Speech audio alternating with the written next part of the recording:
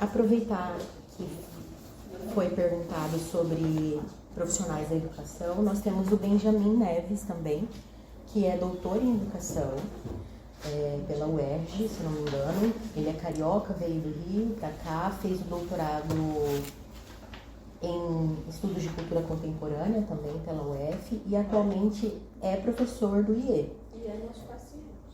É nosso paciente, ele é professor do IE, ele é pedagogo em atuação atualmente. Da educação básica também em Chapada, né? Da educação Sim, básica em Chapada dos Guimarães. Então também é uma pessoa que tem pensado, tem produzido sobre transexualidade na infância, inclusive alguns artigos que o professor Moisés nos recomendou naquela bibliografia, um deles é do Benjamin. Bom, eu sou colega de mestrado da Mércia. Nós Disciplina, né? fizemos uma disciplina juntos, Gênero e Sexualidade, que foi ministrada pelo professor Moisés, lá pelo PPGAS, né? E ela me pediu também algumas contribuições para vocês nessa formação. A primeira delas é falar sobre vivências trans, travestis e não binárias. Mas para falar sobre vivências trans, antes de tudo a gente precisa retornar um pouquinho e pensarmos as identidades, né? A professora Bruna fez uma importantíssima iniciação a esse assunto, mas tem alguns outros pontos, alguns outros aspectos que eu gostaria de trazer para contribuir.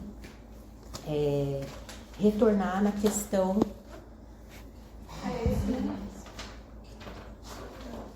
Eu não achei pra mim. Eu posso tentar, depois eu resolvo. Esquerda pra mim, né? Isso. Final. Na questão da patologização, né? Na verdade, muito do que a gente conhece hoje, tudo que a gente conhece hoje, na verdade, sobre transgeneridade, se inicia cientificamente com a patologização. Então, no final da década de 60, um endocrinologista e sexólogo alemão, radicado nos Estados Unidos, chamado Harry Benjamin, ele lança uma pesquisa intitulada O Fenômeno Transsexual, que foi a pesquisa responsável diretamente pela inclusão da transgeneridade no DSM, que só vai acontecer em 1980. Então, no final de 60, ele publica essa obra, O Fenômeno Transsexual, e foi o primeiro profissional, pesquisador na época, a designar a transgeneridade como uma doença, né? Até aquele momento, a gente não tinha nenhum outro profissional desenvolvendo estudos específicos a respeito, pelo menos, né, para onde apontam as bibliografias, é aí que se inicia essa estruturação. Em 1980, a gente ganha um CID, né, que hoje a gente já não usa mais. Em 80, fazemos parte do DSM e muita coisa vai acontecendo ao mesmo tempo, né? Enquanto o estudo vai sendo desenvolvido, enquanto vão sendo instituídas designações regulamentadoras cientificamente, né? As pessoas também vão se desenvolvendo, vão se expressando e vão questionando essas determinações científicas, né? Então, o que acontece? Em 76, 77, aqui no Brasil, o João Nery foi o primeiro homem trans a fazer uma cirurgia de redesignação, né? Que era como a gente falava na época. Por razões óbvias, essa cirurgia aconteceu de maneira ilegal, né? Ainda naquele momento, porque a gente ainda não tinha, né? Quando a cirurgia do João Nery acontece, a gente ainda não tinha nem adentrado ao DSM, então nem se sabia que a transgeneridade existia, que era uma possibilidade, né? Naquele momento, essa questão ainda não era desenvolvida sequer cientificamente, porque nós não tínhamos esse registro.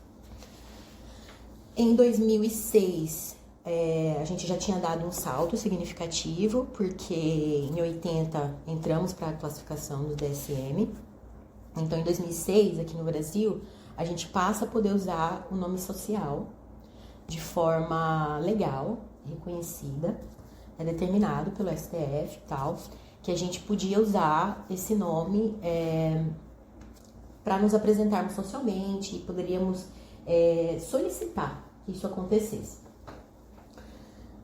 Isso também abre precedentes para que em 2008 seja regulamentado pelo SUS o que a gente conhece como a estrutura do processo transexualizador. O processo transexualizador é um documento, né, formalizado pelo SUS, etc., tal, que tem a sua primeira versão publicada em 2008. E é importante a gente lembrar, imagino que vocês já tenham acessado essas informações algumas vezes, mas é importante a gente lembrar que em 2008, quando é lançada a primeira versão do processo transexualizador, pessoas transmasculinas não faziam parte do processo. Só quem fazia parte do processo eram mulheres trans, especificamente, né? E aí, novamente, essa é uma informação importante porque nos explica como que essa trajetória científica se desenvolve desde o final da década de 60, no sentido de que tudo tem fundamentação no dimorfismo sexual, que é a classificação de seres com base em suas características sexuais e biológicas. Então, o Harry Benjamin entende que aqueles indivíduos em inconformidade, em dissidência, seriam indivíduos doentes, levando em consideração o dimorfismo, essa classificação biológica, e eram indivíduos, portanto, que necessitavam de tratamento clínico, né? Mas, por que então só mulheres trans faziam parte do processo transexualizador em 2008? Porque isso reflete essa mentalidade científica de validação da pessoa transexual, né, na época, como uma pessoa que só cabia dentro das perspectivas binárias. Porque se nós entendemos que as pessoas trans eram pessoas doentes, desviantes da norma, consequentemente, se a nossa fundamentação é o dimorfismo sexual, nós entendemos que essas pessoas que são dissidentes só poderiam ser binárias, consequentemente, ou seja, só poderiam ser homens trans e mulheres trans. A causa das transmasculinidades, em todas as suas discussões, é ainda mais recente do que a causa das transfeminilidades. Como estou dizendo para vocês, elas adentraram primeiro o processo transexualizador. Isso também é um resultado das lutas, da dedicação que elas desenvolveram à reivindicação por políticas públicas desde meados da década de 60, quando, durante o período da ditadura, por exemplo, né, depois de 64, elas foram perseguidas avidamente. Inclusive, existia uma operação, né, durante o período da ditadura que visava o assassinato de mulheres trans e travestis, em especial pessoas que trabalhavam com sexo, trabalhavam nas ruas. Essa operação foi intitulada Operação Tarântula, né, que tinha esse foco de assassinar essas pessoas. Então, é a partir da luta e da sobrevivência de mulheres trans que precisaram, inclusive, contra-argumentar o estigma de que elas eram transmissoras do HIV/AIDS, de outras ISTs, que elas foram as primeiras a adentrarem as políticas públicas que existem no Brasil para a saúde destinada à transgeneridade. Isso em 2008, a gente tem a primeira versão do processo transexualizador. Olha só o quão recente é essa estrutura, né, de atenção voltada à nossa população. Fazendo um breve comentário também, dizer mais uma vez que é um prazer e uma honra imensa estar aqui, sendo a única pessoa trans aqui hoje, oferecendo as minhas contribuições e podendo colaborar com o que eu compartilho e o que eu ouço dos meus colegas também. É fundamental que o ambulatório tenha uma escutativa e um diálogo direto com pessoas trans, não só pessoas trans acadêmicas, mas que esses momentos também aconteçam com outras pessoas, né, para além do consultório, porque dessa forma a gente está indo contra exatamente a estrutura, a lógica da patologização. Quando a gente entende que o ambulatório não é só um ambiente que oferece apoios de saúde, serviços de saúde, mas oferece também amparo psicológico e social, a gente entende que isso aqui não é apenas um centro clínico, né? Mas, continuando essa cronologia que eu estava comentando com vocês. Só em 2013 é que homens trans são incluídos no processo transexualizador. Então, embora a gente tenha anos de lutas, anos de conquistas, anos de pesquisas sendo desenvolvidas no assunto, ainda assim, os estudos específicos são muito recentes. E as políticas públicas também são muito recentes. Então, homens trans adentram o processo transexualizador em 2013 junto das travestis. Nós ainda não tivemos uma atualização do processo transexualizador que inclua outras masculinidades e outras identidades não binárias. Né? Então, falar sobre vivências trans, travestis e não binárias é também mencionar essa cronologia, essa estrutura que compreende o processo transexualizador. Isso tem efeitos, né? A constituição das políticas públicas destinadas à saúde da população trans tem efeitos no desenvolvimento da nossa população, na sobrevivência da nossa população. Ela é, na verdade, um resultado de como a gente se organizou politicamente ao longo desse tempo, mas ela também promove a continuidade, né, da nossa população. Por isso que era importante mencionar essa cronologia. Em 2013 são incluídos homens trans e travestis, mas aí pode surgir, então, uma nova pergunta, né, para a cisgeneridade especialmente. Por que a inclusão de travestis se as mulheres trans já faziam parte, né, do processo transexualizador? Porque são identidades diferentes. São identidades diferentes. Talvez vocês tenham já se perguntado sobre, ou outras pessoas tenham perguntado para vocês, ou vocês talvez já tenham perguntado para pacientes que vieram até o ambulatório sobre essas diferenças. Quais são as diferenças entre mulheres trans e travestis? Antes de tudo, né? Aí eu vou comentar sobre as identidades transmasculinas também. Mas elas, como população, precisaram, naquilo que elas desenvolveram, que elas vivenciaram como socialização, que a gente chama de socialização, que é o nosso contato com pessoas cis, né? Não só entre as pessoas trans, mas nosso contato com vocês, entender e nomear isso, né? Como a professora também comentou muito bem no início da nossa formação, e reivindicar isso publicamente. Bom, nós sabemos que as identidades trans, elas podem ser divididas entre identidades binárias e identidades não binárias. Travestis e aquilo que a gente conhece hoje como os boycetas, por exemplo, ou transmasculinos, são identidades não binárias.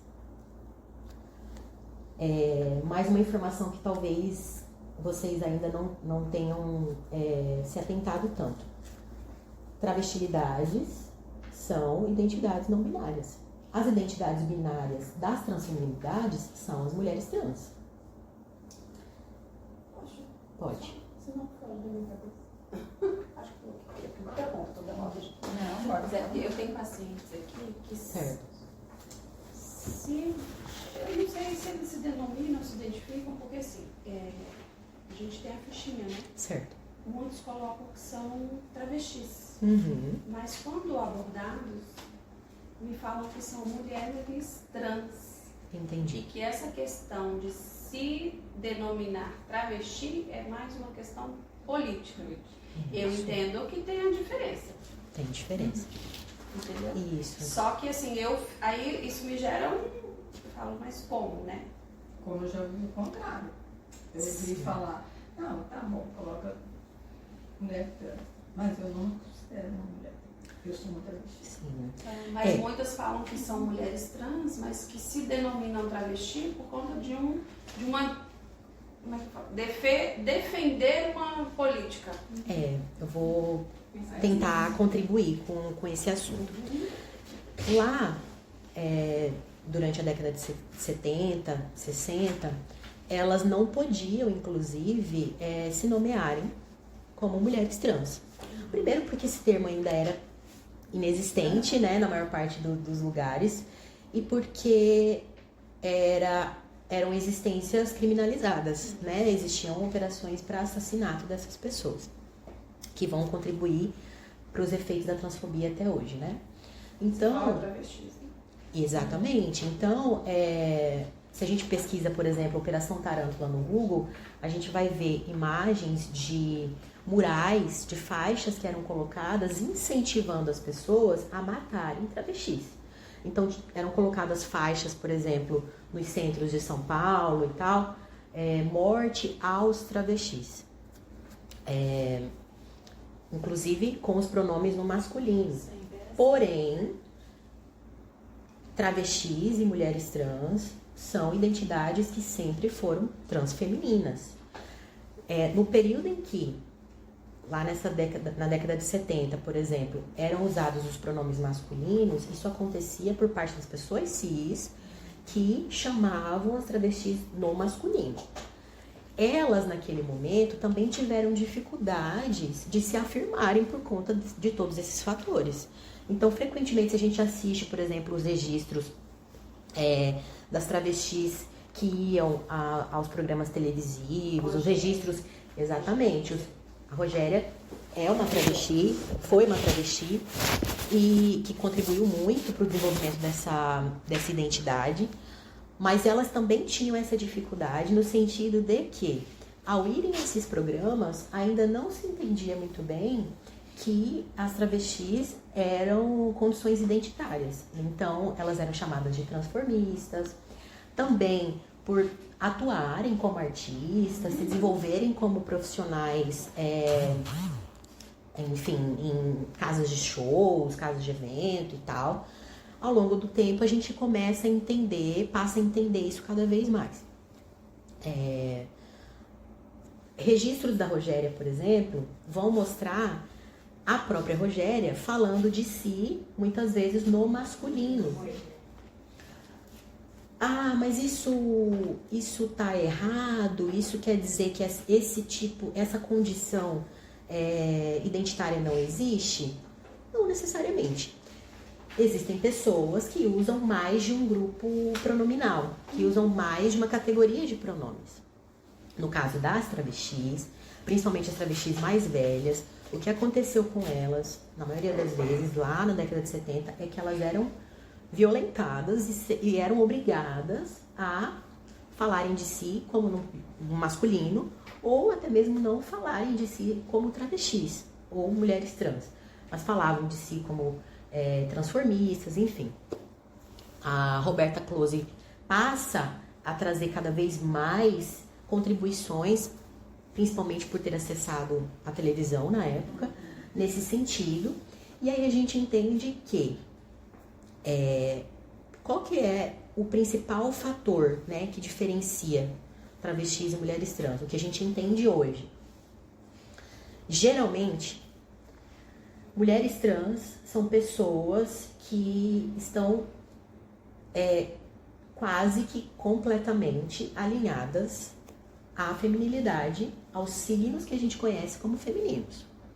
Então, são aquelas pessoas que geralmente apresentam também mais disforia acentuada, congenital principalmente. Geralmente são mulheres que têm preferências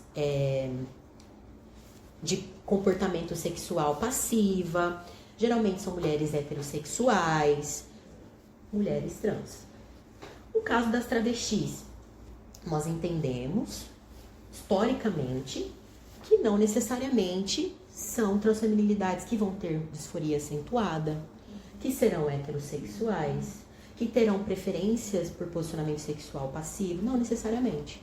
Elas nos mostraram ao longo dos anos que elas podem ser identidades transfemininas, mas não terem disforia com pênis, serem pessoas não necessariamente heterossexuais, elas podem ser bissexuais, elas podem ser pansexuais, elas podem ser pessoas ativas sexualmente, que gostam de praticar penetração, por exemplo, e não são restritas ao ato passivo, como geralmente acontece com as mulheres trans. Mas pensando assim, eu já não estou de novo denominando e dando rótulos. Também Mas isso ruim. tem um outro aspecto que eu preciso mencionar, que é o fato de que a medicina clínica reconhece as identidades transfemininas primeiro através da nomenclatura mulheres trans. Então a gente retorna para aquela lógica da patologização. A medicina entende primeiro que indivíduos que merecem atenção à saúde são os indivíduos binários. Quando as travestis elas entendem isso, é aí que elas se unem ainda mais para reivindicar essa identidade política, de que nós não precisamos ser mulheres apenas, nós não precisamos corresponder a tudo aquilo que a medicina clínica nos diz que é o caminho correto para o tratamento da nossa condição, que já é reconhecida como uma condição de doença. Nós não precisamos, então nós vamos nos afirmar politicamente e coletivamente como travestis. Nós não precisamos nos manter nesses caracteres específicos. Então, é aí também que se desenvolve a identidade política das travestis. É o caso, por exemplo, do Pablo Vittar? Não. Que Não. esse eu não consigo entender. A Pablo é drag. O drag.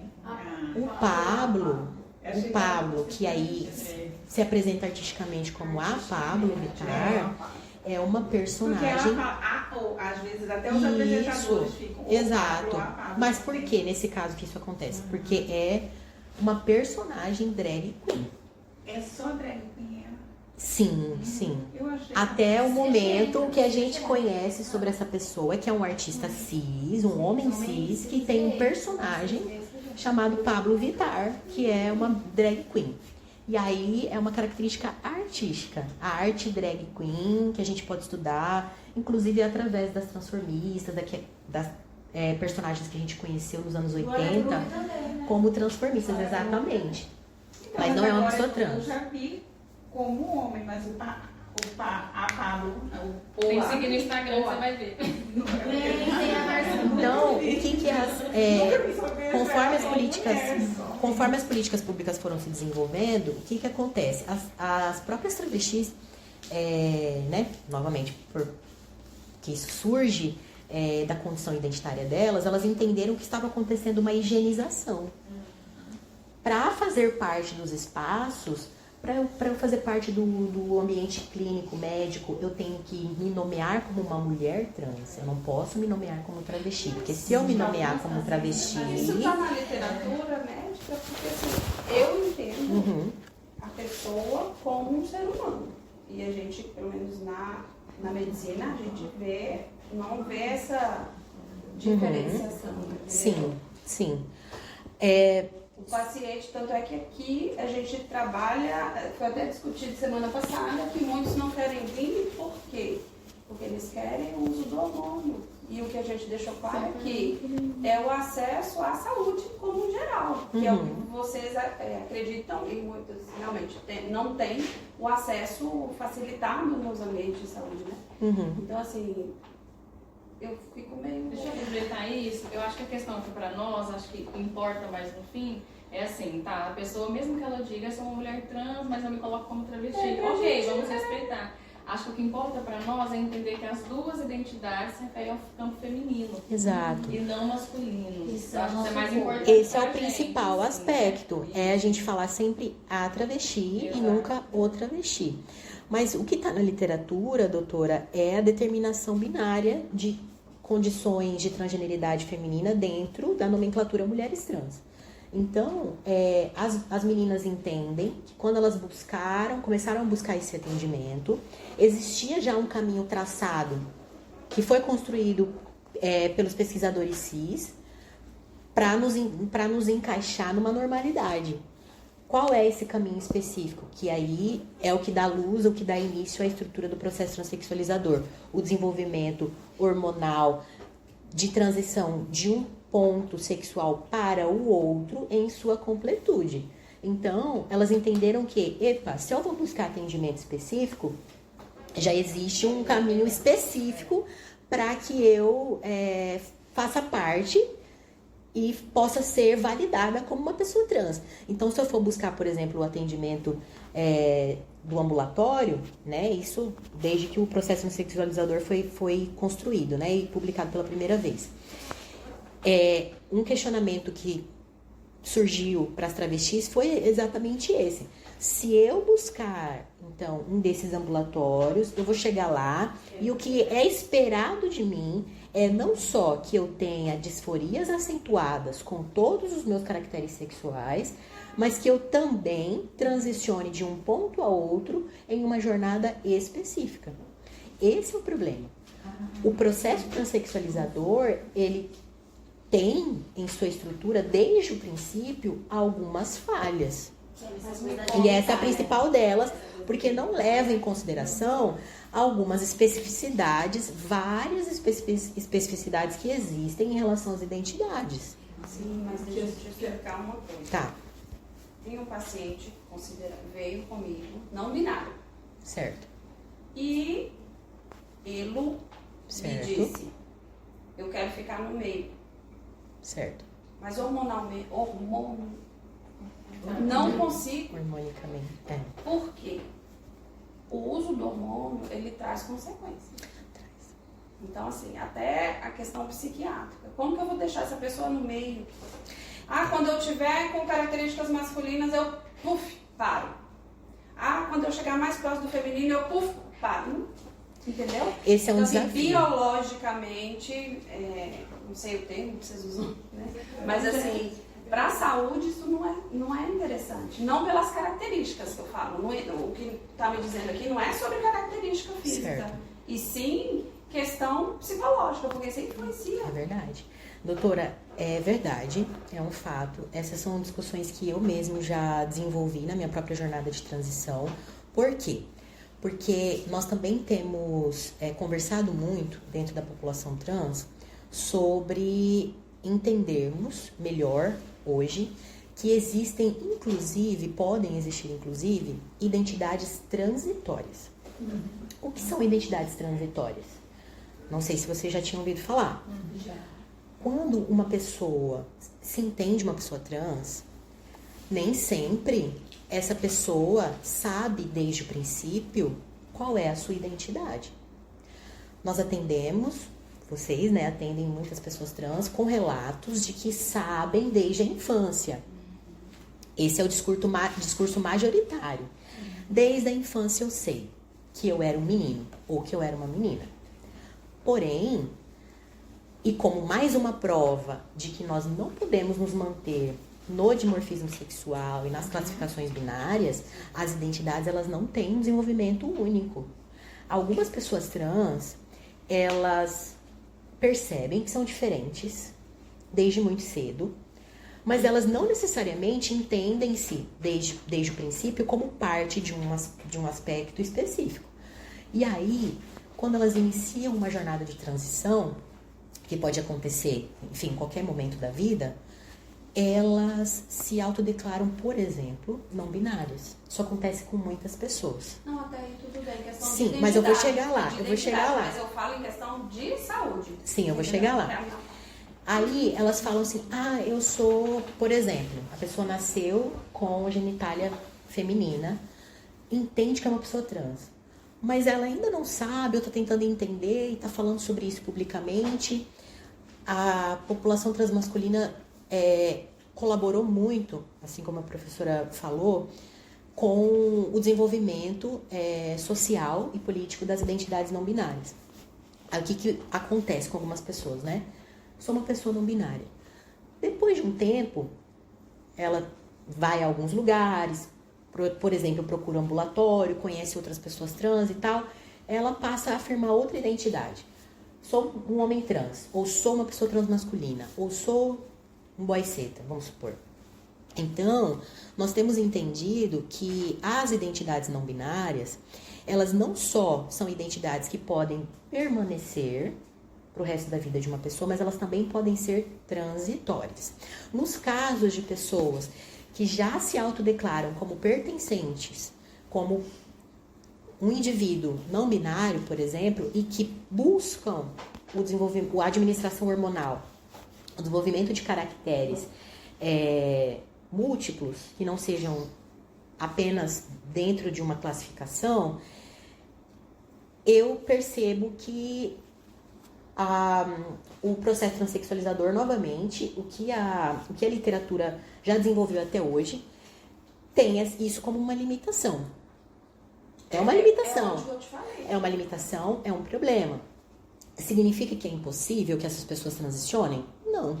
Porque nós entendemos... Mas transicione, você fala, não igual você falou, transicione ao ponto X ou ao ponto Y, ou transicione no meio? Então, doutora, o que eu já alcancei de informação nesse sentido existem profissionais no Brasil fazendo administração hormonal iniciando em baixa dosagem, por exemplo.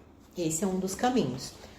Tudo bem, nós vamos iniciar, você sabe que você é uma pessoa trans, nós vamos iniciar com baixa dosagem de hormonioterapia cruzada, não necessariamente inicia com a dose de início recomendada, mas inicia com uma dose mais baixa, para que a pessoa desenvolva os caracteres opostos que ela deseja, mas não necessariamente todos os caracteres, e possa decidir também se no meio desse processo ela deseja interromper ou continuar. Porque durante essa jornada a pessoa pode decidir por continuar e acentuar a dosagem de hormônio ou interromper. E se for o caso, nós impediríamos essa pessoa de transicionar e de fazer administração hormonal? Para a saúde dela não é legal. Exatamente. A literatura exemplo, hoje tem essa limitação. Eu sou uma mulher cis, do sexo biológico feminino. Uso hormônio masculino? Uso, às vezes. Por quê? Porque ele te dá uma sensação, você fica melhor. Exato. E assim, eu não vou ultrapassar a questão do fisiológico. Sim. Entendeu? Sim. Até tal ponto é saudável, até tal ponto não é saudável. Então, talvez as nossas respostas Sejam estejam até tal ponto. Isso. Nós temos que olhar para Só esse que período. A endocrinologia não vê isso Não como vê. positivo. Infelizmente. Eu sou nutróloga. Infelizmente, Eu vejo exatamente. como positivo. Por quê? Porque a estrutura do processo transexualizador, mais uma vez... Mas eu não estou falando do processo transexualizador, eu estou falando para a questão fisiológica, de saúde. Mas de o energia, processo, entendeu? doutora, o processo transexualizador, ele é binário. Ele não tem registro sobre isso que a gente está conversando. Ele não tem registros, o processo não instrui, por assim dizer, o desenvolvimento da administração hormonal para pessoas não binárias que buscam ambos os caracteres. Hoje, o documento não oferece esse amparo. Então, realmente, os indivíduos que estão buscando isso atualmente no Brasil buscam fora do SUS. E ficam jogados ao livro. Buscam geralmente fora do SUS, qual que é a realidade? Ou essas pessoas vão buscar profissionais que já estão desenvolvendo isso que a gente está falando sobre o lugar entre medicamentoso fora do SUS, ou essas pessoas vão fazer por conta própria, certo? Que é perigoso. Exatamente. Eu desconheço profissionais do SUS, daqui do Brasil, que pratiquem outras modalidades de administração hormonal, ou pelo menos com variações clínicas em relação ao que instrui o processo transexualizador. Então, é mais um aspecto para nós considerarmos como uma problemática que o processo transexualizador tem. O processo, ele não é determinante e não foi uma salvação para a transgeneridade no Brasil. Ele é muito importante. ele estrutura tudo que a gente conhece hoje como atenção voltada à saúde das pessoas trans. Mas ele não é o único caminho. Ele é normativo. Ele é muito normativo e Agora, binário. a gente tem que lembrar uma coisa, essa questão que vocês estão trazendo aí, tanto Lívia quanto você, Bruno. Toda prática médica, todo tempo ela está pontuando ali, fisiologia.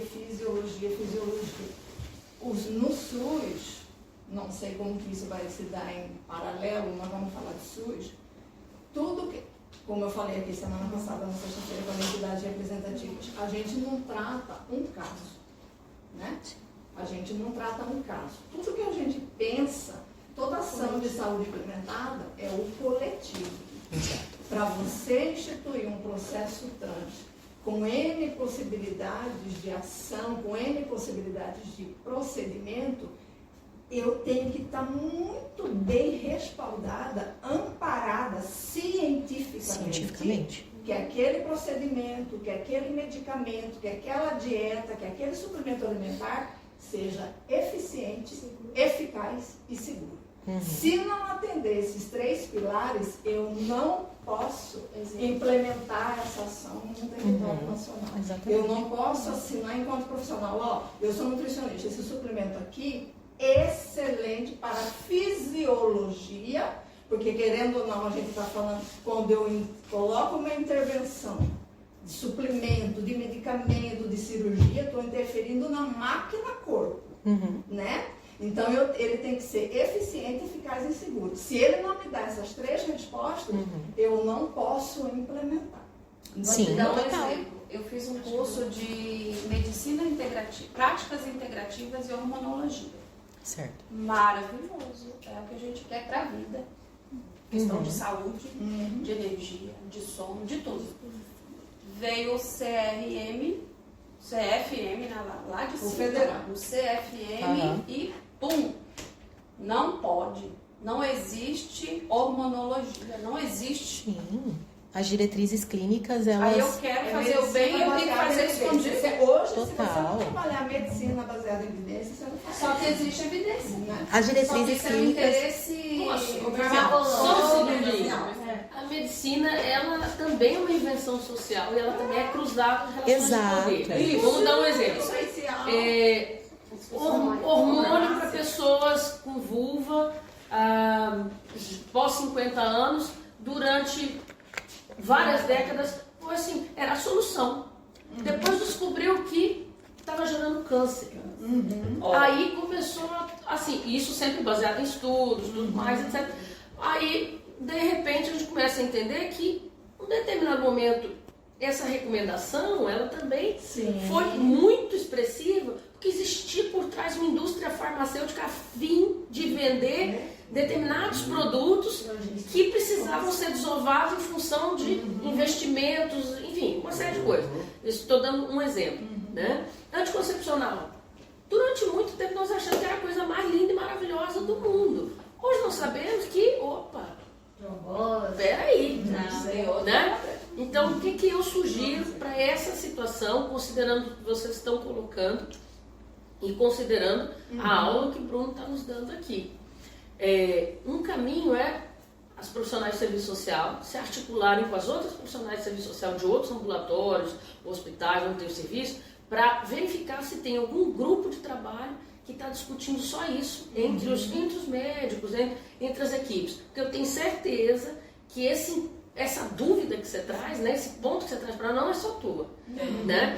Então, provavelmente deve já ter um grupo de trabalho que está discutindo, pensando essas questões, porque quem vai tensionar o Conselho Federal de Medicina são vocês, os médicos. Deixa eu te contar outra coisa que está acontecendo, que é o que a gente discutiu ontem em reunião. Tenho pegado exames de pacientes, por exemplo, veio ontem homem trans. Certo. Trouxe, eu sempre peço um ultrassom de mama. Veio, ele já fez Estão batendo ele. Estão batendo lá. Estão batendo Já realizou a retificação do nome. Então ele é nome masculino, sexo masculino. Foi fazer ultrassom, não informou para o médico que fez ultrassom que ele era um homem trans. O médico relatou laudou que aquele exame poderia estar alterado, porque não era uma característica masculina, aquele desenvolvimento mamário. Sim. Agora, o paciente não informar o médico, e eu sou a médica, trabalho com vocês, mas e aquele lá da OBS, que pegar ele vai fazer o quê? Sim. Eu posso ter uma conduta equivocada, passar uma medicação, investigar várias coisas, pensar até num tumor. Por quê? Então, assim, essas questões têm que ser levadas para discussão. Com certeza, doutora, com certeza. Vem o exame de sangue, né, Graça? Nome masculino, sexo biológico masculino. Eles estão trazendo para mim, eles estão individualizando, colocando lá o não binário, né? Homem, referência, de tanto a tanto. Fato, Aí doutora. não vem do feminino. Nossa. Aí eu vou tratar você errado. Sim, E é dá lá uma... na ponta e não entende. Para soluções dessas questões, são necessárias várias ações. São necessários conjuntos. São necessários conjuntos de ações, né? São ações que começam nos centros de referência, mas que também precisam levar em consideração as ações movidas pelas próprias pessoas trans, né? Então, fato número 1, a gente já entendeu que o processo transexualizador tem as suas problemáticas, né? Ele tem as suas limitações. Eu acredito que um caminho parecido com o que a professora propôs para a resolução dessas questões seja o caráter multidisciplinar, interdisciplinar, que o processo promove. Esse é um aspecto, essa é uma área do processo transexualizador onde podem se desenvolver as outras especialidades de atendimento para além da medicina, né, das especialidades médicas, para contribuir com a jornada dessas pessoas. Levando em consideração, assim como a Mércia contribuiu muito bem, agora há pouco, que a pessoa que chega no ambulatório já sabe que ela é uma pessoa trans. Ela já sabe que ela é uma pessoa diferente. Então, acredito que a função dos profissionais na recepção e no acompanhamento dessas pessoas não é mais a de contribuir para que essa pessoa entenda se ela é ou não trans. Ela já sabe. Essa pessoa já sabe que ela é uma pessoa diferente. Ah, mas eu sou uma pessoa não binária, eu gostaria de fazer administração hormonal, mas eu não queria fazer com a dose que geralmente é recomendada para administração hormonal de hormonoterapia cruzada. Posso? Não é assim que funciona. Talvez o que a gente poderia te sugerir é que você conheça, por exemplo, todas as mudanças que podem acontecer. E aí, uma ferramenta possível é uma cartilha. Existem cartilhas, eu conheço uma específica sobre transmasculinidades, sobre os efeitos da testosterona nos indivíduos que fazem hormonização com testosterona. Então, acredito que seria muito importante que essas pessoas conhecessem os efeitos da medicação no seu corpo, no seu organismo, não só através do que eu converso com os meus colegas, mas através do que os profissionais de saúde estão me dizendo. O que poderia acontecer? Quais são os efeitos positivos, os efeitos negativos? Nesse momento, sinto que cabe também as profissionais perguntarem quais são as mudanças que a pessoa espera. Mas eu vou te falar, o problema não é o profissional. Uhum. Eu, por mim, eu faria. Eu faria no meu paciente, homem cis, mulher cis, homem trans. Uhum. Eu faria. Só que o CRM não deixa. Então, Claro, assim, eu respondo. doutora, claro. Se eu fizer alguma coisa que esteja contra a legislação, Essas infelizmente, eu sugestões, respondo. essas sugestões que eu estou colocando para a senhora Eu tô são... brigando com você. Não, Eu tô tentando chegar imagina. no ponto, entendeu? A gente precisa discordar. Tem que... Essas sugestões que eu estou trazendo são para que a senhora desenvolva, por exemplo, antes do início da harmonização. Olha, temos aqui essa cartilha, conheça quais são as mudanças, fazer perguntas, por exemplo, quais são as mudanças que você espera? Porque quando nós começamos a transição, nós temos expectativas específicas, variam de pessoa para pessoa, e que inclusive podem mudar ao longo dos tempos. Iniciei a transição, não é que aquelas expectativas vão se manter as mesmas, né? Eu vou mudando, né? Eu vou mudando de expectativas. Mas lá no início, quando essa pessoa fala, por exemplo, sou uma pessoa não binária, quero fazer harmonização, mas não quero, tenho incerteza sobre algumas coisas, olha, temos aqui, esse é o conteúdo, a cartilha, por exemplo, é uma boa ferramenta. Quais são as mudanças que você espera? Então, para essas mudanças que você espera, é necessário que o desenvolvimento hormonal seja assim, assim, assim. Ele precisa mais ou menos de tanto tempo de desenvolvimento no seu organismo. Não é algo que vai acontecer em 6 meses, não é algo que vai acontecer em 1 ano. Tal coisa. Entendeu? Tudo isso pode contribuir. Obviamente, o acompanhamento psicológico também é muito importante para que essa pessoa, né, avance dentro do processo transexualizador com mais qualidade de vida, né, com mais segurança. E aí, já mudando de tópico, a gente tem 5 minutos, a gente passa a falar brevemente sobre os pronomes, né?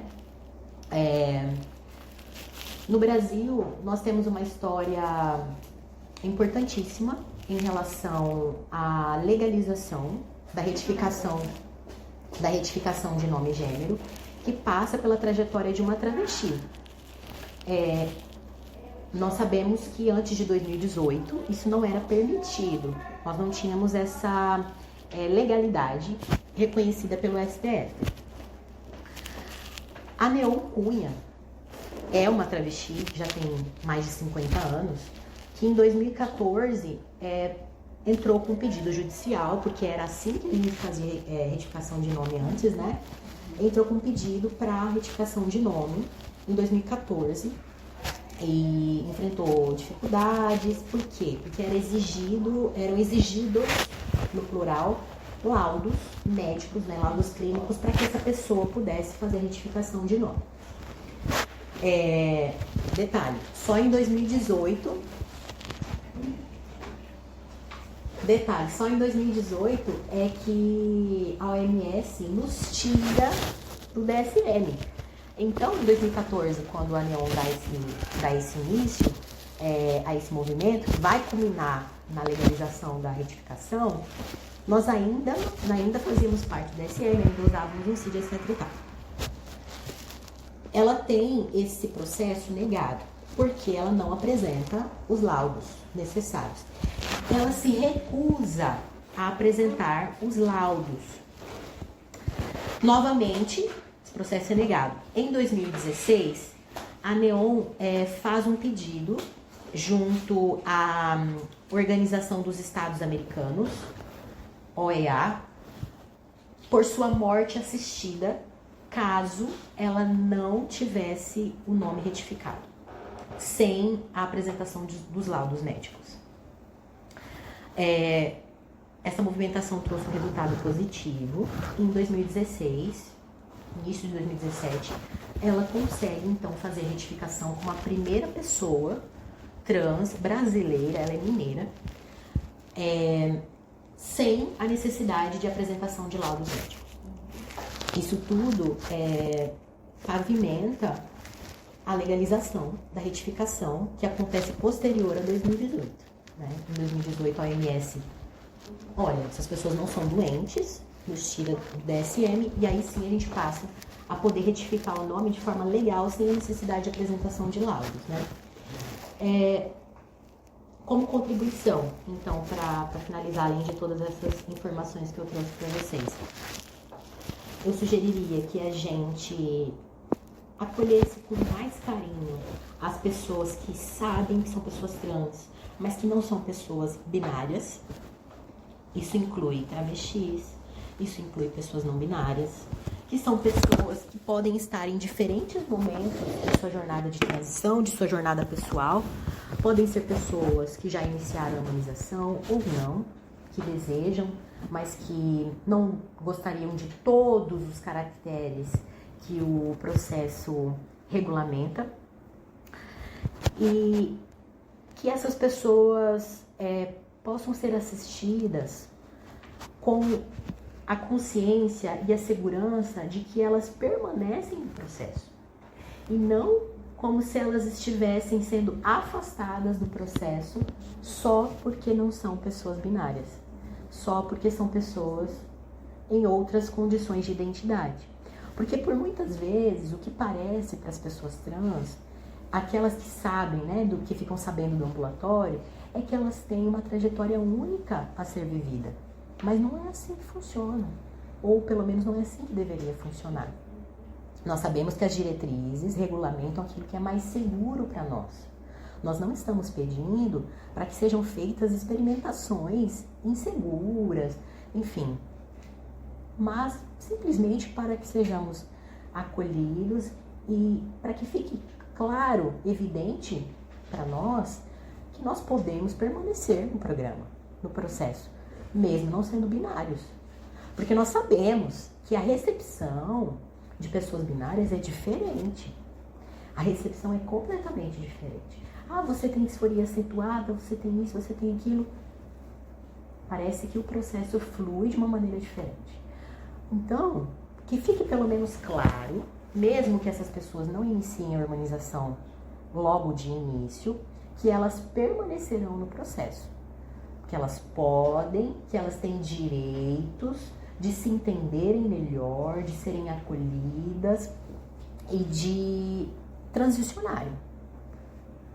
Que o ambulatório vai apresentar o caminho mais seguro, o caminho que é clinicamente recomendado, mas que essa pessoa vai ter o direito de decidir, vai ter o direito de iniciar e de escolher no momento que ela se sentir segura, se sentir confiante. Bruno, nós temos um limite, um impasse gigantesco na nossa legislação aqui no Mato Grosso. Porque a nossa legislação, ela reduz muito o processo transexualizador ao processo da cirurgia de redesignação sexual. E para isso precisa passar pelo processo de harmonização. Exato. Então a gente, enquanto profissional, a gente tem que agir de acordo com a legislação, né? Exato. Mesmo que a gente tenha um entendimento mais amplo, né? Porque o processo transexualizador não é só isso, né? Você já trouxe aí, vocês trouxeram um monte de elementos, mas nós estamos reduzindo a legislação. Claro, E é um isso não é desafio fácil. que a gente encontra aqui enquanto equipe profissional, acho que principalmente da medicina também fica nesse nó, de como, né, atender essa população. Porque eu entendo que a própria legislação já exclui um monte de gente. Com certeza. Né? Então é De um fato. impasse que nós temos aqui muito Sobre grande. isso, a gente já entendeu que para fazer as cirurgias de redesignação, ou melhor dizendo, de transgenitalização, fora do SUS, nós não precisamos de administração hormonal. Hoje no Brasil, nós já entendemos isso. Isso é um resultado da despatologização, da retirada da transgeneridade da DSM. Porém, cabe então ao ambulatório explicar a verdade dos fatos, tal qual é o processo atualmente no Brasil, e esclarecer para a pessoa: você deseja fazer cirurgia? Por exemplo, uma pessoa transmasculina, que não é um homem trans, mas que deseja fazer a mastectomia. Não quero me hormonizar, quero apenas fazer a mastectomia. Olha, fulano, você deseja fazer a mastectomia? Desejo. Através do SUS, você só conseguiria fazer a mastectomia se você fosse uma pessoa que também quisesse hormonização. Assim, você ia se desenvolver dentro do processo, existem tais e tais caminhos, porque você cumprisse até chegar nessa etapa, que é o que o processo prevê. Se você não deseja, infelizmente, através do SUS, você vai enfrentar muitos desafios. Não vai ser possível. Teve Tem que um explicar. binário que veio, o desejo dele era só uma mastectomia. Ele tentou me explicar, eu não entendi. Mas infelizmente, neste momento, o seu perfil não se enquadra neste ambulatório. Mas a gente está de portas abertas. Caso você necessite retornar contra a demanda que seja abordada no ambulatório, você Claro. Eu até perguntei se queria falar com a RT. Com certeza. Você consegue contar um pouquinho pra gente da portaria que está mais ou menos uns 6 meses parada e o que teria de mudanças, né, nessa nova portaria que talvez possa contribuir com um novo cenário? Existem algumas discussões, né, sobre isso e a portaria prevê, se for o que eu estou pensando... Que está na gaveta lá do É daquele Ministério da protocolo que Saúde. tá pra sair, não é? Do É aquela que tem Ministério. três reuniões grandes com o Ministério da Saúde. Acho que é mesmo. para que não seja necessária a hormonização para os casos de transgenitalização. Então, Essa é uma das coisas. Essa é uma das coisas mais latentes, né, ultimamente. Essas movimentações políticas, elas servem de comprovação porque a gente está discutindo aqui, que o processo tem suas falhas. Ele não é íntegro. Ele tem Até porque tem algumas... construção, né? Exatamente. Ele teve atualizações ao longo dos anos. 3 atualizações. Isso pode culminar, essa portaria pode nos levar para uma 4ª atualização. Por exemplo, essas pessoas, elas precisam entender que elas conseguem, não através do SUS no momento. Mas eu não posso sair daqui desesperançoso, triste, como se eu tivesse... Não, como se eu tivesse sendo jogado enfim, o meu único caminho é o suicídio. Não. Eu preciso entender que não através do SUS no momento. Isso está mudando, isso pode ter modificações daqui para frente, mas olha, de forma particular, você conseguiria, por exemplo, sabe? Pesquise. Mastectomia. Exato. E sem hormonização. Pesquise, converse com outros colegas, outras pessoas que fizeram, porque existem essas pessoas, né, que fizeram. Eu, por exemplo, quando fiz a mastectomia, eu tinha 1 mês de administração hormonal. Sou mais uma das provas de que eu não preciso de 2 anos, que é o que o processo prevê. Para a redesignação. Exatamente. A mastectomia faz parte. As outras cirurgias ainda nem estão no rol das nossas cirurgias. Então, a mastectomia, consequentemente, de acordo com o processo, acaba prevendo. Eu sei que não é uma realidade nossa aqui em Mato Grosso ainda, porque nós não temos um local que ofereça, que realize as cirurgias. Em outros estados brasileiros, o que acontece é que a pessoa vai esperar, sim, em hormonização, 2 anos para que ela passe pela mastectomia. Geralmente é o que acontece.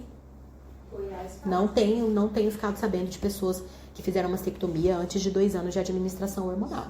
Pelo SUS, obviamente, né? Então, a de saúde faz.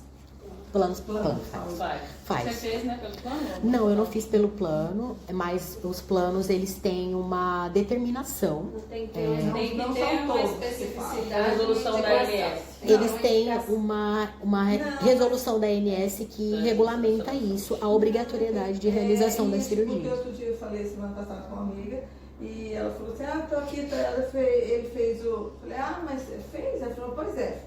Fez pelo plano, o plano aprovou, não aprovou, daí ele falou assim, não, vamos fazer assim, vocês pagam e eu reembolso, mas eu exijo que seja um profissional assim, assim, assim, assim, né? Era Bradesco Saúde e tal, então ele falou, e depois elas estão reembolsando. O Bradesco Saúde está reembolsando, eu acompanhei pelo menos 2 situações, eu também estou Bradesco Saúde, e o pessoal me procurou. Então, estão fazendo no ressarcimento. Isso. Não sei se é assim. Não é a melhor alternativa. Eles acabam se posicionando assim, né? Geralmente é como eles têm atuado. Não, você paga, a gente faz o reembolso. Infelizmente, não é uma estrutura que vai possibilitar. Para todo mundo. Para todo mundo, exatamente. Exatamente. Saúde, por exemplo, consulta, essas coisas é 80, 90%. Exatamente. Mas como a ANS regulamentou, desde então, regulamentou inclusive acho que em 2019, 20, desde então, isso também abriu precedentes para que através da Defensoria Pública as pessoas possam solicitar que essa cirurgia seja custeada pelo Estado, ainda que o Estado em que ela mora ainda não realize essa cirurgia. Então, o que acontece nesses casos? Nós temos exemplos de pessoas aqui de Mato Grosso que passaram por esses processos. Elas entram com o processo, a Defensoria desenvolve todo o apoio, e aí ou elas fazem no próprio estado de domicílio, tendo o Estado custeando a sua cirurgia, ou elas fazem através do TFD, que aí elas são direcionadas para outro estado que vai atendê-las para a realização dessa cirurgia, também com os custos pagos pelo estado de origem. Né? Já então, tem casos aqui? Tem sim. Você coloca assim no próprio. Eu acho que aí a gente tem uma ponte para pensar um desmembramento, né, ou encaminhamento a posteriori, né? Então, num atendimento, a gente não deixa essa pessoa ir embora sem saber que tem uma resolução nova em conversa. Na verdade, não está nem em conversa mais, ela está pronta. Eu tive com a Flávia Teixeira há pouco tempo atrás, que é a coordenadora nacional do processo, professora da UFO, antropóloga. E ela falou, tá na minha gaveta. Nós não podemos colocar, porque estão em cima da gente. Exato. E nós estamos com medo de levar e perder a que a gente já tem. Tá? Tem que ser Então o tá momento muito, certo, né? tá muito tenso e tal, mas tá pronta, tá na gaveta. Quando a gente vê uma janela, nós vamos levar. Então, essa pessoa vai embora sabendo que tem uma luz ali de Ela mudança. vai recorrer onde? Porque eu não sei nem pra Ela- onde encaminhar não. essa pessoa. Aí, assim, quem encaminha é as duas profissionais que estão do seu lado, né? Então, e eu tenho aí, que botar assim, vocês. eu acho que vocês Não, e o pessoal da psicologia tem um trabalho fundamental nesses casos. Porque quais são... Atenção, meninas. O que vocês podem fazer? Além dela sair com essa notícia que você tem, né? De que, olha, pode ser que em breve mude e a gente pode administrar de outra forma, né? Hormonoterapia ou sem hormonoterapia, fazer a mastec e tal. Essa pessoa provavelmente ela vai precisar de um acompanhamento psicológico para poder resistir isso e esperar. Então a gente não pode deixar ela ir embora também sem encaminhá-la para um atendimento consistente.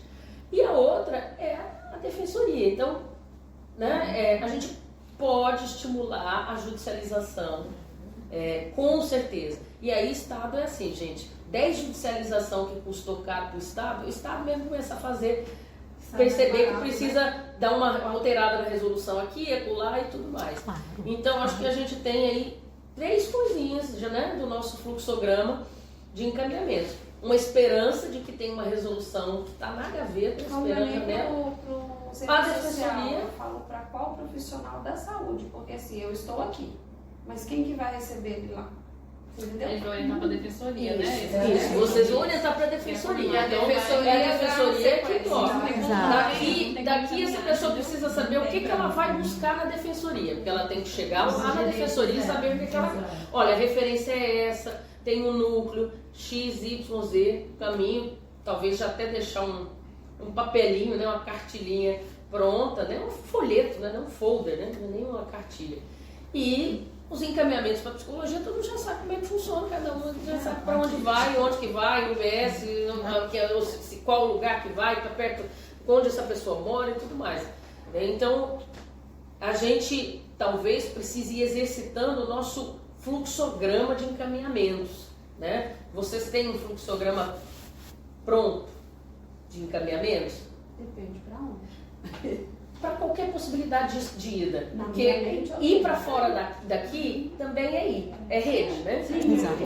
Então, eu acho que a gente vai ampliando esse fluxograma, né? O mais importante é não deixar que essa pessoa saia Sem dos nada. serviços de saúde, dos atendimentos de saúde, porque as evasões, elas podem ser muito nocivas também, né, para as pessoas. E os motivos são múltiplos.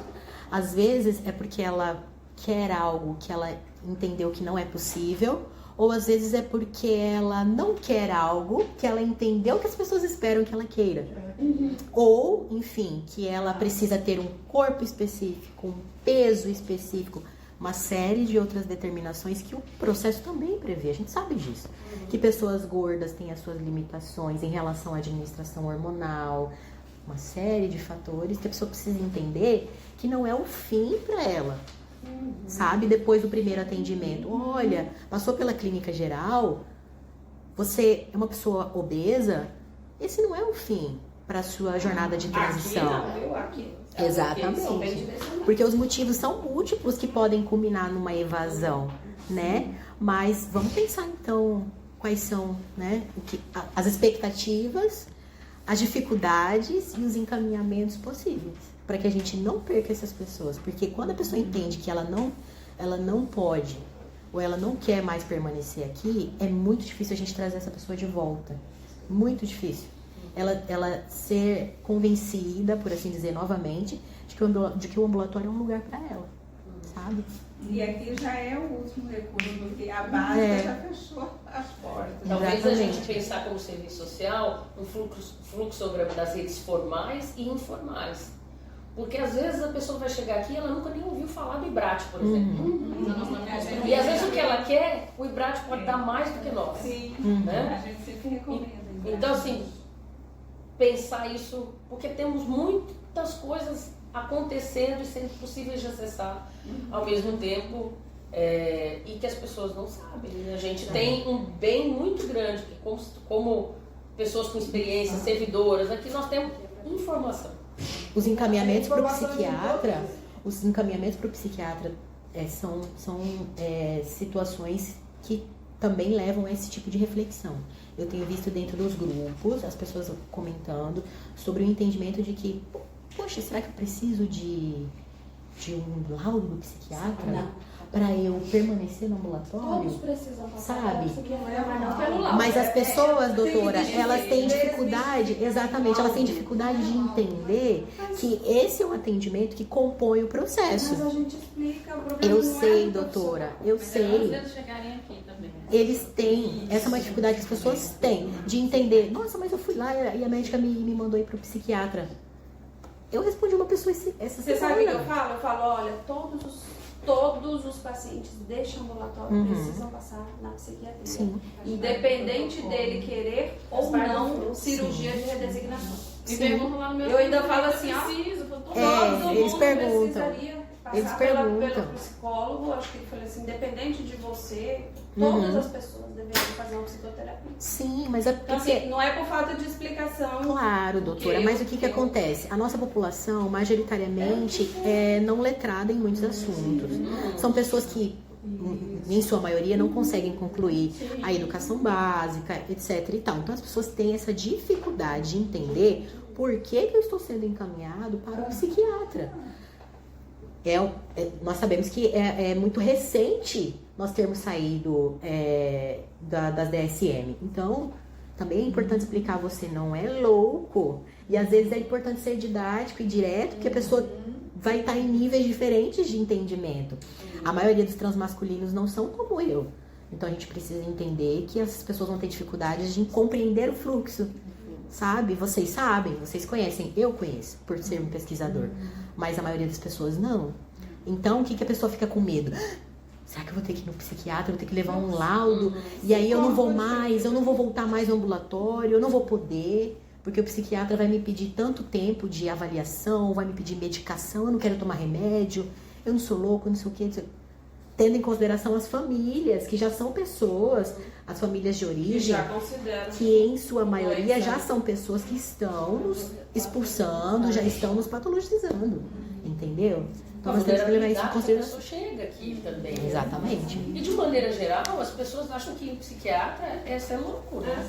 Não importa se a pessoa é cis ou trans. As pessoas têm uma compreensão de que estão me mandando pra lá porque estão me achando louco.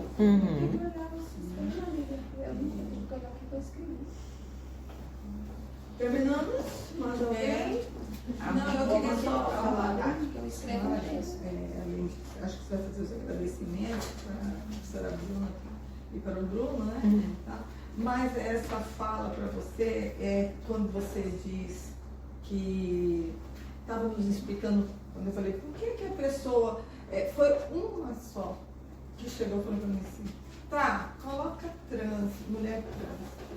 Aí ele parou e falou assim: mais assuntos. E eu não estava. Eu entendi, na hora que ela falou isso, eu entendi.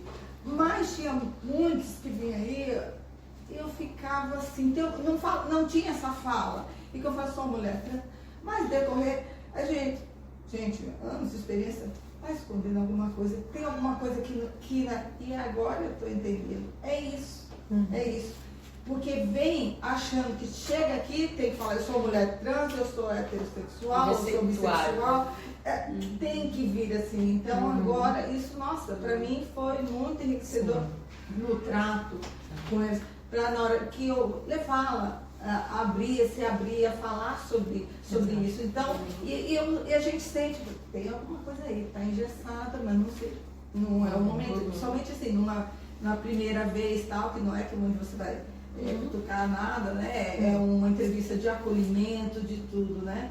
E também acontece o contrário, né? Pelo que a gente andou discutindo, ela mesmo que atendeu muitos jovens que vêm decoradinho tudo que veio, né?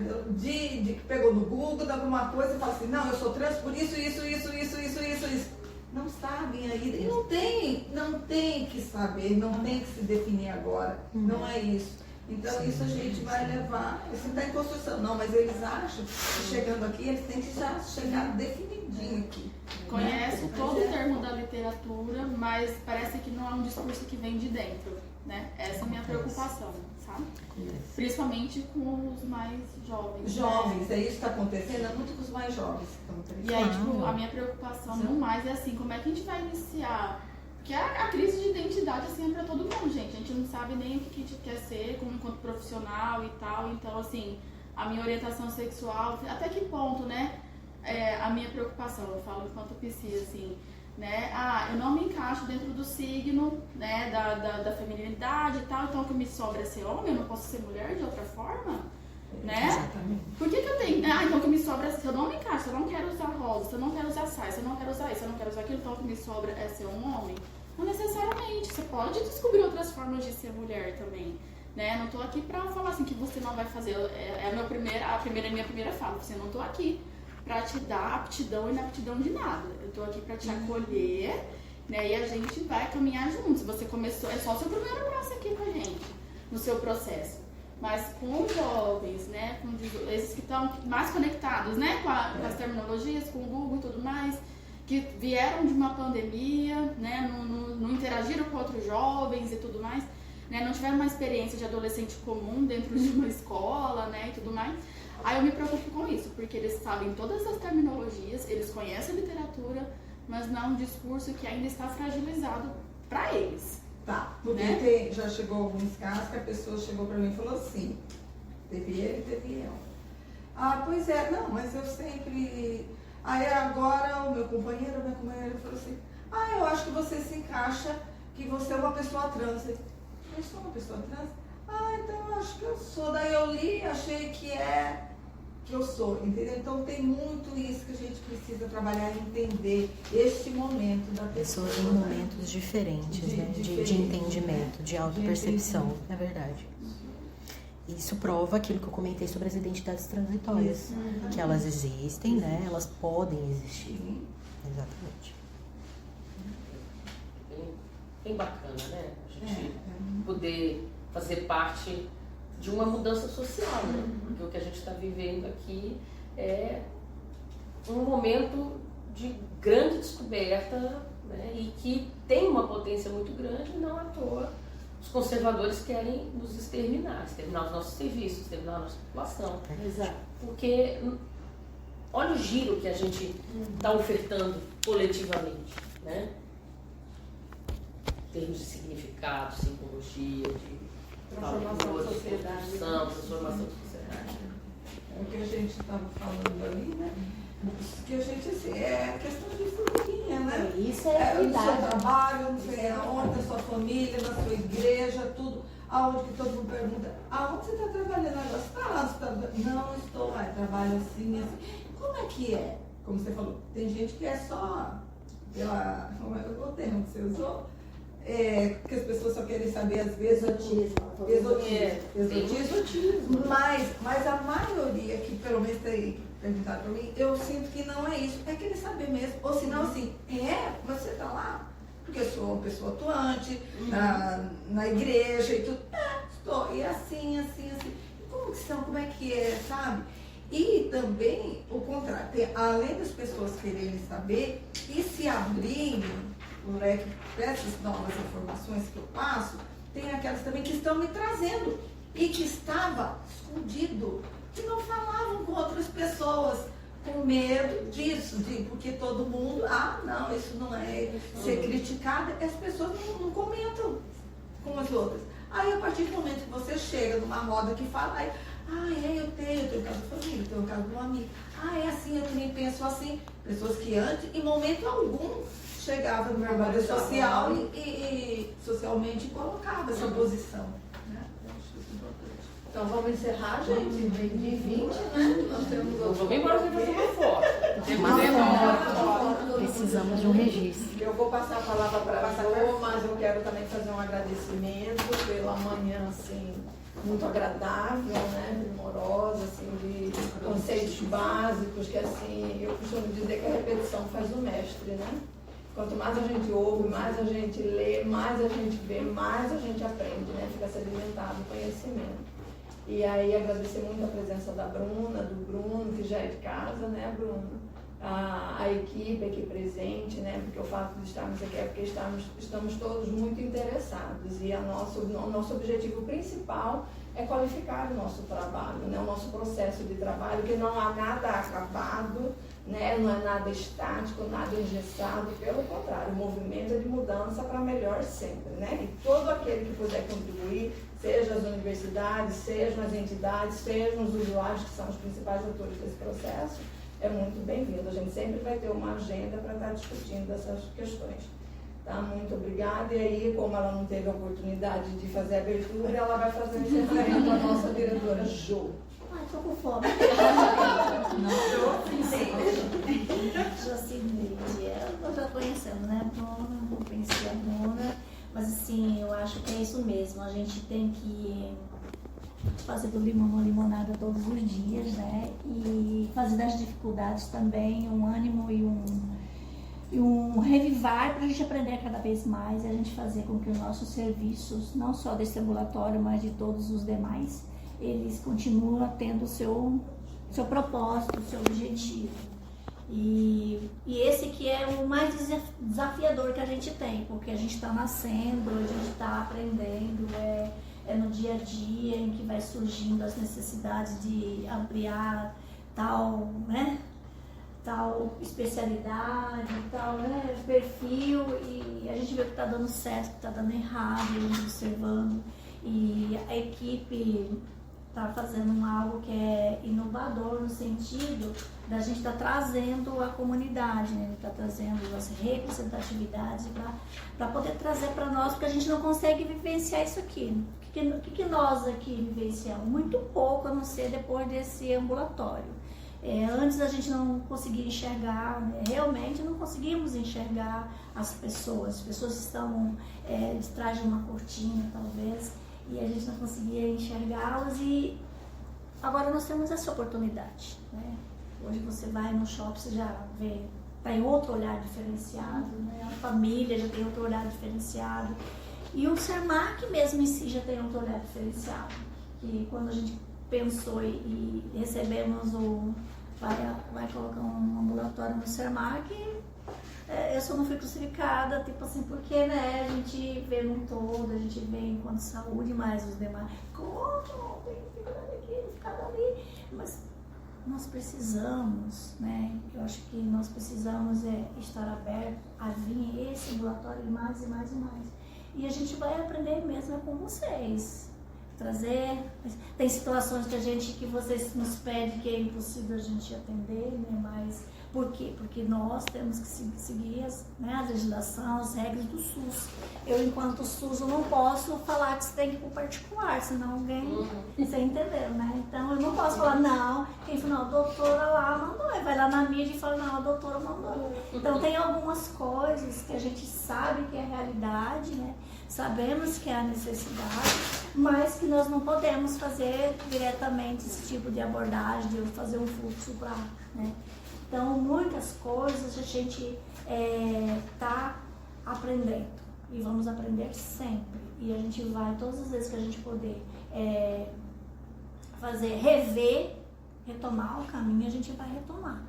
Para que realmente o propósito do ambulatório seja atingido. Eu gostaria muito, muito, muito que o município, por exemplo, que todos os municípios abraçassem a causa, né, que acontece primeiramente lá. Tudo isso que vocês reivindicam às vezes não é aqui, tem que ser lá primeiramente para poder chegar para nós. Mas a gente também entende das dificuldades, entendemos as dificuldades dessa portaria que ela falou que está no forno. Realmente a gente sabe que essa portaria está no forno, né, lá no Ministério da Saúde, mas que o momento, né, não está favorável. Então a gente sabe disso, enquanto isso nós também vamos fazer a nossa parte aqui.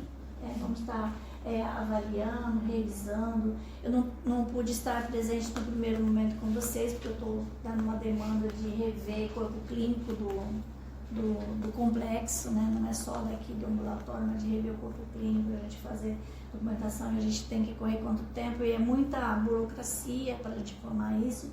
Mas assim, agradecemos. Eu acho que vocês não estão vindo aqui no sentido de, né, de fazer muita cobrança, mas sim de participar. E ficamos imensamente gratos por isso, pela contribuição. E vamos estar sempre de portas abertas para a gente estar fazendo essas rodas de conversa, né, Graciane? Vocês não estavam, né, na nossa reunião anterior, mas a gente deixou muito bem claro a grande preocupação que nós tivemos, que assim, eu não quero ter criado, implantado um ambulatório e se tornar um elefante branco, né, que é a gente viu no final do mês aí, final do exercício de 2024, que a gente faz um levantamento para levar para a Assembleia Legislativa, levar para todo mundo, né, através do relatório de gestão anual que fica, né, faz essa para a Assembleia e secretários e tudo mais, e a gente percebeu que assim, não está vindo os usuários, então se não vimos os usuários, a gente não consegue, eu não consigo nem pleitear outras coisas que não veio. Eu vou pleitear para quem? Se eu não tenho números, né? A gente vai em cima de números, de estatística, de dados, então precisamos muito nesse sentido de estar conversando, de estar haver um movimento fora do ambulatório também, né? Haver um movimento fora do ambulatório. Não ficar só no número, a gente não temos como mensurar o porquê ainda. Algumas falas nos mostraram, a gente, em minha observação, a gente também observa.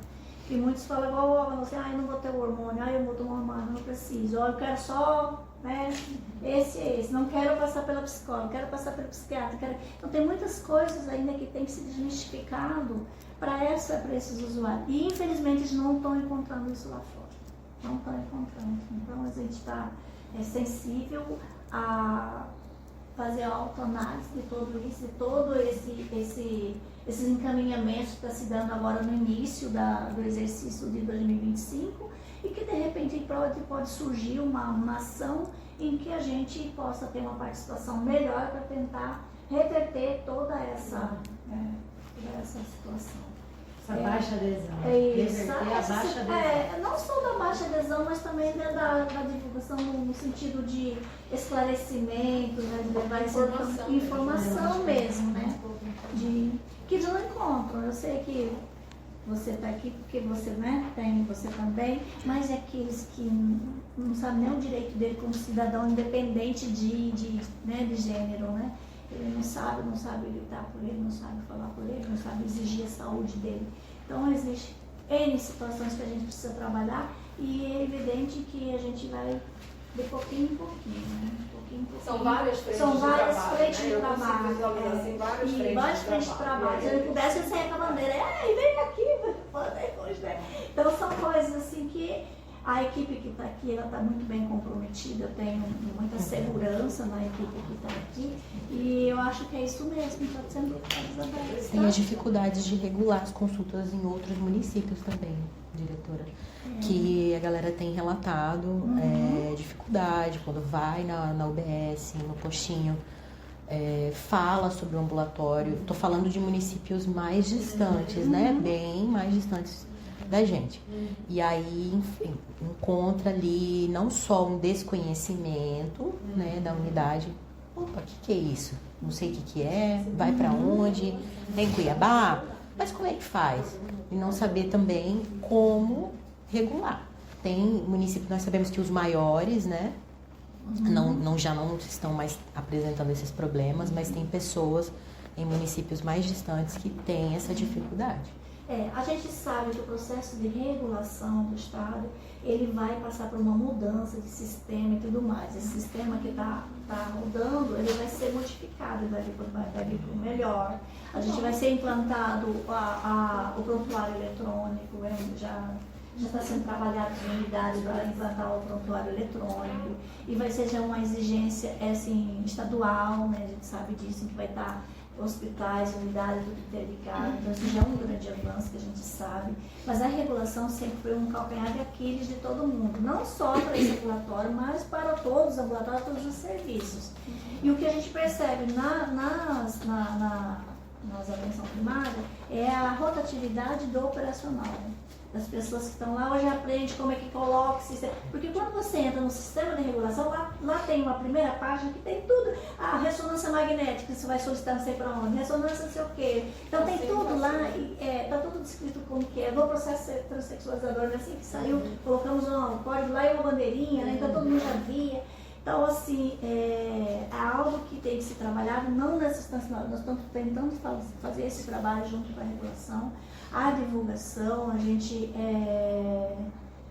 tem a portaria que foi passo a passo, a gente está tentando fazer algumas mudanças ainda, talvez a gente faça uma atualização, porque não tinha como a gente mensurar o que era o certo ou o que era necessário fazer, porque a gente não existia. Sim. Agora a gente vai, né, vamos acompanhar mais tempo para fazer essas correções. A própria Várzea Grande, né? Porque para eu chegar até aqui, eu precisei ligar para Rita, que falou com a técnica da UBS do meu bairro e explicou passo a passo como que fazia a regulação. Porque Várzea Grande, Cristo Rei, a pessoa não sabia como é que fazia a regulação. Liguei, Rita, posso te ligar? Pode me ligar. Liguei no número do ambulatório, ela explicou, a atendente entendeu, mesmo assim teve dificuldades e acabou que não fez da forma como ela sugeriu, fez de um outro jeito que foi feito por malote. Que aí a gente entendeu e descobriu também que existe um procedimento aí nos municípios chamado maloteamento, que, por incrível que pareça, a Várzea Grande ainda é assim. Vem uma pessoa da não sei de onde, Secretaria de Saúde, busca todos os encaminhamentos para levar isso para o Estado regular.